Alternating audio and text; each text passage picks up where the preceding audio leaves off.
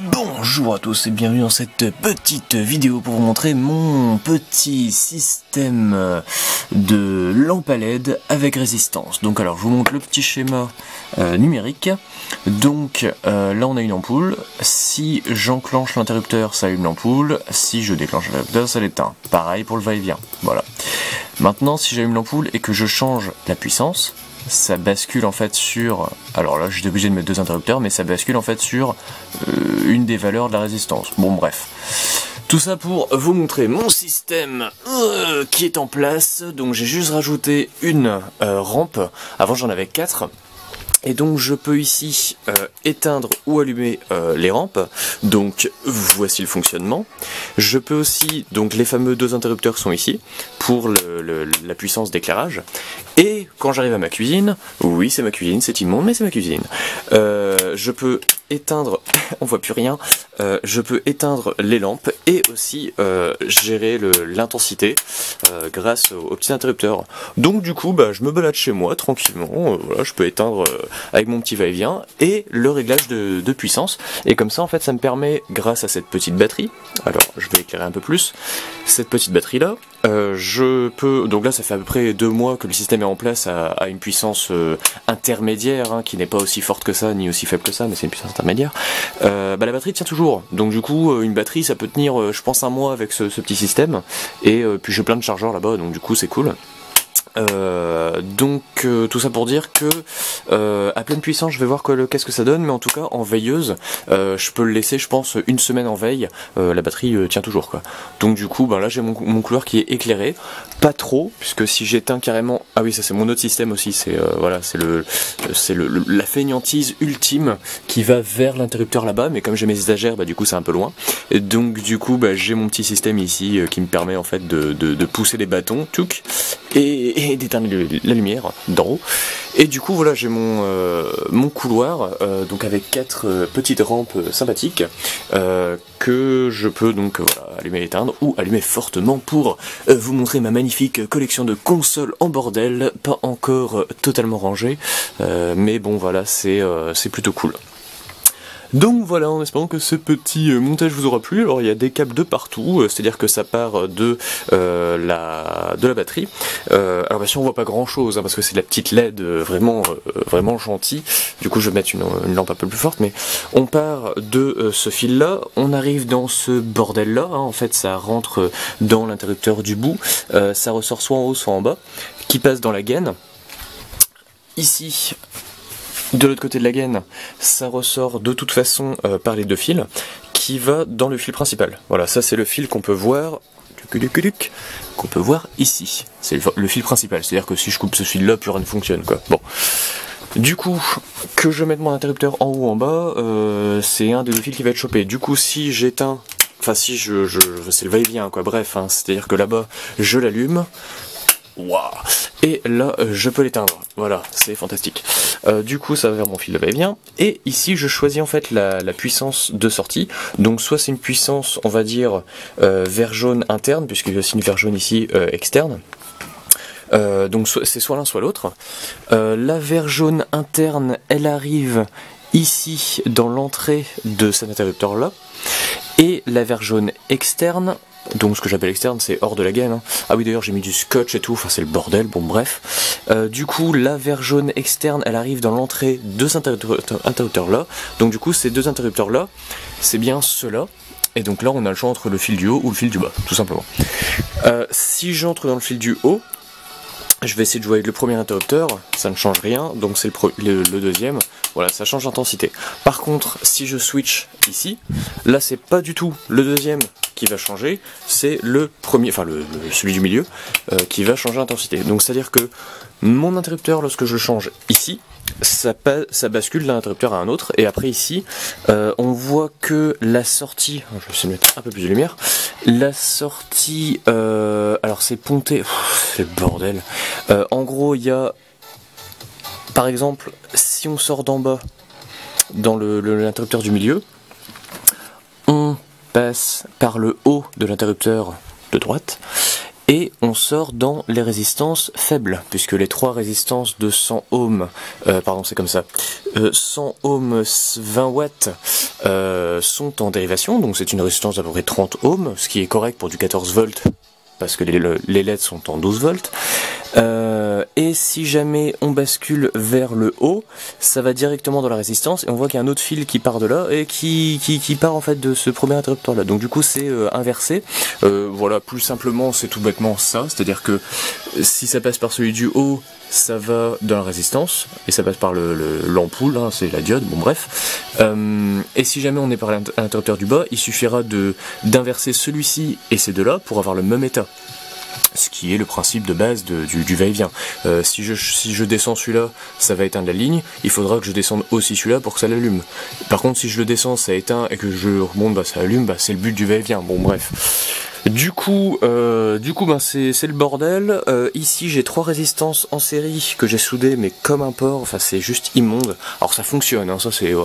par contre, c'est immonde. Les 3 résistances font, je sais plus, je crois que c'est 800 ohms, un truc comme ça. Je sais plus. Ce qui me permet, en fait, en série avec le 14 volts, de produire une lumière extrêmement faible, puisqu'il y a à peine 8 volts dans le... Et ouais, il y a 7 volts 2 dans les LED en 2 mA. Donc c'est pour vous dire, c'est vraiment minuscule. Il y a 14 milliwatts en tout dans le système lorsqu'on est comme ça. Voilà. Si je fais une mesure là maintenant, on est à 7 volts et à 2 mA. Et par contre à fond, je sais plus combien. Bah, je vais faire la mesure maintenant. Zuc. Alors, attention au bruit. Tuc. Voilà. Du coup, tech. Hop. Nana. Voilà. Du coup, en tension de sortie, je vais voir si la batterie est toujours chargée. Zuc. Bien sûr, je vais tomber plein de trucs.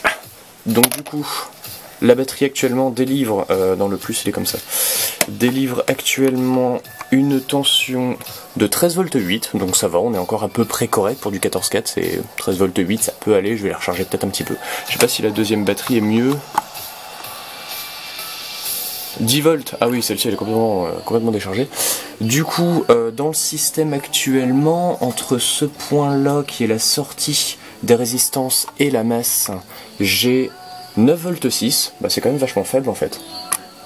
Et quand je baisse la résistance, je suis à 7 volts 8. Donc c'est pas 7 volts 2, pardon, c'est 7 volts 8. Bon. Et en tension forte, 9 volts 6. Ok. Et maintenant en ampérage, donc je vais changer la petite connexion. Milliampères. Oh la vache. Attention, meurtre d'un multimètre en direct. Alors du coup, tu bouges pas, c'est bon. Ok. Du coup, je disais, en ampérage. Alors je crois que c'est le plus comme ça. Ploup. Allez, tiens dedans. Oh, je vais le planter. Non mais sérieusement. Voilà. Du coup, en ampérage fort, on est à 107 mA, donc c'est l'addition de toute une lignée de LED x 4. Donc du coup on devait être à 180 mA, mais là on est qu'à 100 puisque bah il y a que 9 volts de tension au lieu de 14. Et au minimum on est à 1,98 mA, donc ce qui fait ça fait à peine 15 milliwatts quoi. C'est genre que dalle, mais à une puissance voilà quoi. Parce que à fond 100 milliwatts en, je sais plus, je crois que c'est 9 volts 6, c'est quand même assez pompeux. Alors je vais essayer comme ça. Allez, on laisse tout. Voilà. Tu bouges pas. Bon. Du coup, quand je mesure ici, hop, on a 9 volts 6. Voilà, donc 100 mA, 9 volts 6. Ce qui nous fait du 900 milliwatts, ouais, c'est pratiquement du 1 watt.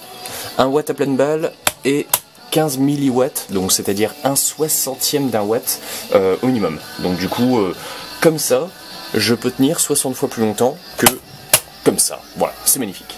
Du coup, voilà, en espérant que cette petite vidéo vous aura plu, je vais ranger mon multimètre proprement. Et je vous dis à très bientôt. Et puis si vous avez des besoins de montage, donc moi par exemple j'avais déjà mes LED et je voulais jouer sur l'intensité et tout simplement un allumage va-et-vient, parce que là quand je vais dans ma cuisine j'ai pas envie de retourner là-bas et éteindre la lumière. Du coup il fallait que je gère le petit merdier on-off et l'intensité pour avoir quelque chose d'assez sympathique. Il y a des interrupteurs de partout. C'est sympa ces lignes là. La vache. Non sérieux, c'est parce que c'est trop fort. Oh l'appareil photo de merde. Bon comme ça fait une belle image et comme ça me fait plein de traits. Bon ok. Du coup si je mets comme ça, ça fait peur. Du coup voilà, pour jouer sur l'intensité, putain, même en faible j'arrive à faire des lignes quoi. Jouer sur l'intensité et le on-off. Donc voilà. Donc ouais, surtout si vous avez des questions, voilà, si vous avez envie d'un petit montage comme ça pour gérer la puissance d'une ampoule et un va-et-vient, par exemple, et ben ça peut être cool. Et d'ailleurs, si je me trompe pas, on peut simplifier le va-et-vient, mais je n'en ai pas. Mais il y a d'autres types de va-et-vient qui existent, des doubles. Est-ce que je peux l'inverser? Oh, ça va être tellement dégueulasse. Bon, du coup, je vais essayer de le brancher. Juc. C'est vrai que j'ai oublié de tourner un peu la caméra. Alors, du coup, juc, comme ceci, vers là. La première sortie d'en bas, ici. Et la deuxième sortie d'en haut, comme ceci. Et donc là, logiquement, ça marche à peu près pareil, si je me trompe pas. Bah non, j'ai rien inversé du tout. Putain, le mec il est handicapé quoi. Alors du coup, je recommence. Ça, c'est en haut. Et ça, c'est en bas. Et ça ne marche pas du tout, je ne sais pas pourquoi, parce que j'ai peut-être fait de la grosse merde et j'ai peut-être oublié de mettre un quadri, parce que je suis con. Voilà, c'est pour ça que je ne pouvais pas le mettre à l'envers. Alors du coup, si ça va en haut, ça doit aller encore en haut ou en bas. Et si ça va en bas, ça doit aller en bas ou en haut. Tac. Voilà, du coup ça marche un peu mieux. Voilà. Donc c'est à dire que si j'avais un superbe va-et-vient comme ça, les petits interrupteurs de maison, genre je suis à pleine balle quoi. C'est faible comme tout en fait. Bon, on va dire, là on le voit mieux. Si j'avais un va-et-vient comme ça, avec 2 entrées et 4 sorties, là malheureusement j'ai une seule entrée et 2 sorties, puisqu'il y en a une en bas, une en haut et là, et du coup j'aurais pu faire ceci, qui simplifierait un peu mon montage et qui éviterait d'avoir 2 interrupteurs à la deuxième partie plutôt que voilà quoi. Là actuellement j'en ai 3 et puis j'en aurais pu en avoir 2. Bon bref, ça fait 13 minutes, je vais arrêter de vous saouler et je vous dis à très bientôt.